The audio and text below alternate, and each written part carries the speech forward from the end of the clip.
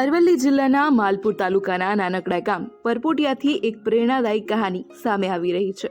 પ્રાકૃતિક ખેતી અપનાવી એક સામાન્ય મહિલા આજે આત્મનિર્ભર બની રહી છે અને અનેક બહેનોને માર્ગદર્શક પણ બની રહી છે। જાણીએ। નમસ્તે, મારું નામ કોટવાલ રેવાબેન સુખાજી, ગામ પરપોટિયા, તાલુકો માલપુર, જિલ્લો અરવલ્લી।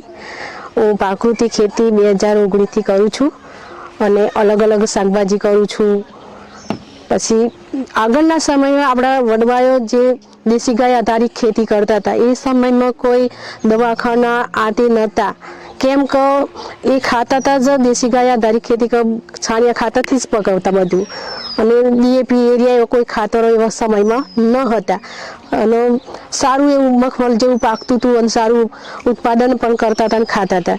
અને અત્યારે શું છે કે આપણે વૈજ્ઞાનિકોએ ખાતરો કાઢ્યો, ડીએપી એમપીકે ખાતરો બધો કાઢે, એટલે ખાતરો ખાવાથી, ખાતરોથી પકવેલું ખાવાથી અત્યારે ભાતના રોગો પણ પેદા થઈ ગયા છે, કેમ કે કેન્સર જેવા રોગો વધારે વધી રહ્યા છે, ડાયાબિટીસ આ તે બધું ઘણું બધું રોગો પેદા થઈ ગયા છે। એટલે જો કે અત્યારે અમે પ્રાકૃતિક ખેતી, આ જે માહિતી આત્માધારા મળવામાં આવી ત્યારથી અમે પ્રાકૃતિક પણ ખેતી કરીએ છીએ। એમાં અમે દેશી ગાય આધારિત જ ખેતી કરીએ છીએ, જીરો બજેટ ખેતી કરીએ છીએ, કેમ કે મેં ઘઉં 2019થી વાવું છું, તો મારા ઘઉં 1000 મણે હું વેચું છું ઘેર બેઠ જ, કેમ કે લોકો લઈ જાય છે સારું ખાવા માટે, ડૉક્ટરો જેવા લઈ જાય છે, બાજુના ગામોના બધા લોકો, આજુબાજુના બધા, હું બજારમાં વેચવા જતી નથી, કેમ કે ઘેર બેઠા જ મારી ખરીદી થઈ જાય છે।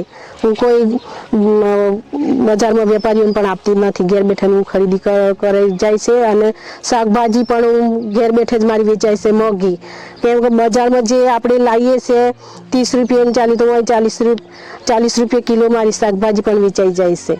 એ રીતે હું અલગ અલગ શાકભાજી પણ વેચું છું ઘેર બેઠા, અને જીવામૃતને એવું બધું અમે બનાવીએ છીએ, બરાબર। મારી પાછળ મોલની પંચાયત અને અણિયોર પંચાયતના બહેનો 100 જેટલા બહેનો મારી પાછળ જોડાયેલા છે ને એ બહેનો પણ પ્રાકૃતિક ખેતી કરે છે ને એમને મેં ઘરે ઘર જઈને શીખવાડ્યું છે ને એ બહેનો પણ મારી પાસે 1 વીઘાથી શરૂઆત કરી છે। તે અત્યારે નવા જ છે એટલે 1 વીઘાથી શરૂઆત કરી છે ને બધાએ થોડું થોડું શાકભાજી જીવામૃતથી જ કરી રહ્યા છે સારી રીતે।